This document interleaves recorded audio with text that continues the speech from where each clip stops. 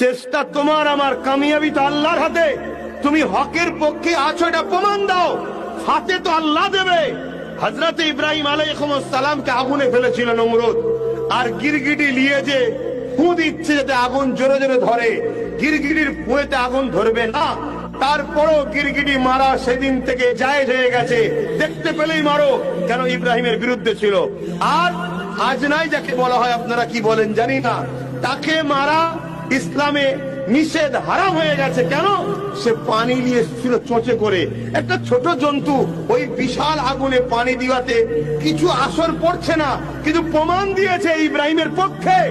তোমার আমার উচিত যতদিন বাঁচবে মুস্তাফার গোলামদের পিছনে দাঁড়াও, আলেমদের হাক্কানীদের পিছনে দাঁড়াও, ইমানদার লিডারদের পিছনে দাঁড়াও, তাদের পাশে দাঁড়াও, তাদেরকে সাপোর্ট করো, তাদেরকে সহযোগিতা করো। ওই দাড়ি টুপিওয়ালা পাগড়ি পরে কিছু দালাল আছে, তারা এমন করে জালিমদের পক্ষে কথা বলে, কিছু সামান্য ভিক্ষা নিয়ে আজকে সেই জালিমরা ক্ষমতায় এসে কি জুলুম করছে দেখছেন না?